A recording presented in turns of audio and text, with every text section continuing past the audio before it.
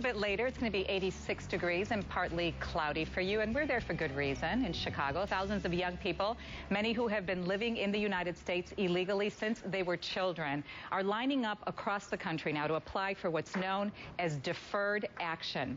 This program goes into effect today, giving nearly 2 million illegal immigrants a chance to avoid deportation for 2 years.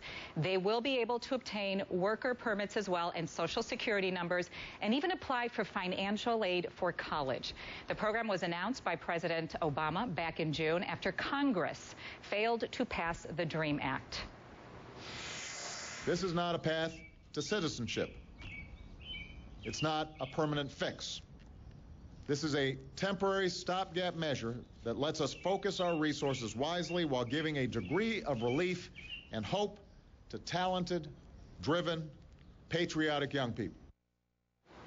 The president used his authority to change Department of Homeland Security's policy, a move that was criticized by Republicans as giving amnesty to illegal immigrants without the approval of Congress. So we are joined by Representative Luis Gutierrez of Illinois, the Democratic chairman of the Congressional Hispanic Caucus Immigration Task Force. That is why we are in Chicago this morning. Good morning to you, Congressman. It's very nice to see you. I know that you have worked tirelessly on the DREAM Act and championing the rights of these young people in particular. And today you have a forum designed to have these kids come forth and potentially fill out this paperwork. Some people are saying that this is going to create a database now available to the federal government of undocumented kids. Why would you say that this is a good idea?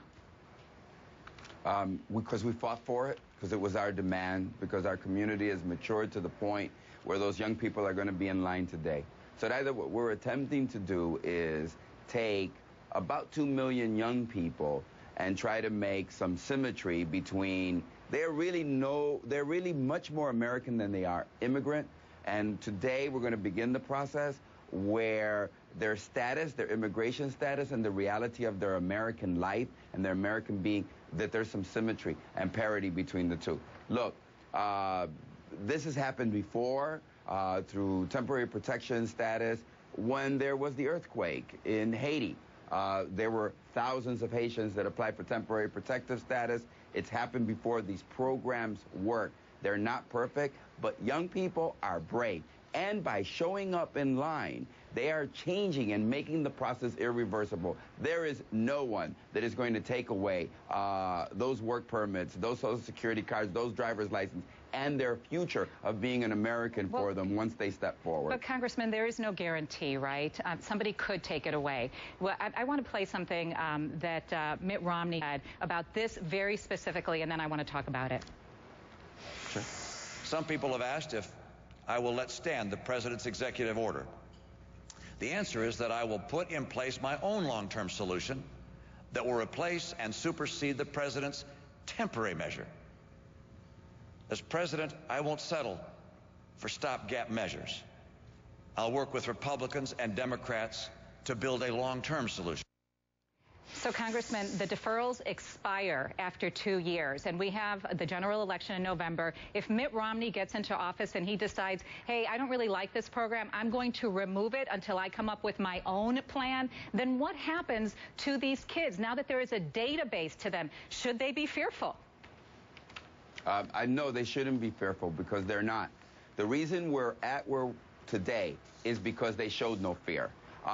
Though, here's what we've learned, Zoraida, that by staying in the shadows, by staying in obscurity, by not telling our stories, what we have had during the last 3.5 years is massive deportations. Millions of families divided and separated. By coming forward and challenging and letting America know who we are and telling our story, and I only hope that you and other members of the media go out there and talk to these wonderful young people across this country, because as they tell their story, these compelling stories, these American stories, look, America will not tolerate Congressman, I want to interrupt you here for a moment. I would like to see someone do that. I just want to interrupt you here for a moment, because there have been a record amount of deportations in the Obama administration, and I know that you have championed these efforts. Don't you feel that he is simply not doing enough, and this was a last-minute tactic, as his critics have said, in order to get that Latino vote in the general election? Zoraida, our community said, Mr. President, in the absence of action of the Congress of the United States, I was there, you reported on it, the House of Representatives passed the DREAM Act 216 to 208, a majority. We went to the Senate with 55 senators saying, we want to pass the DREAM Act, but they demanded cloture, 60 votes.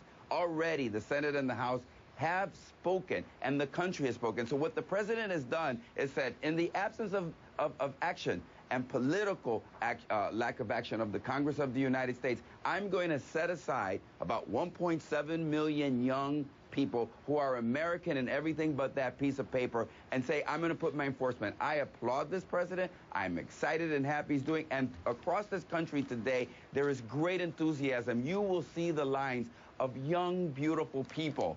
And America will be better because of it. So I applaud the president's action. Look, the Congress of the United States failed to act, even though there was a majority of both members of the Senate and the House.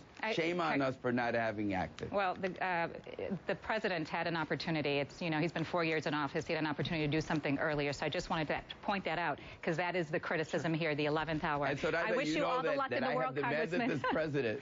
I know you have. Okay. I know you have, Congressman. And I really appreciate your time today. Thank you very much, and good luck to you. It's been wonderful. Thank you. Representative Luis Gutierrez, Democrat from Illinois, and today on Starting Point, the other side of the debate. Soledad will talk to Dan Stein, president of the Federation for American Immigration Reform, which is against this new policy. John?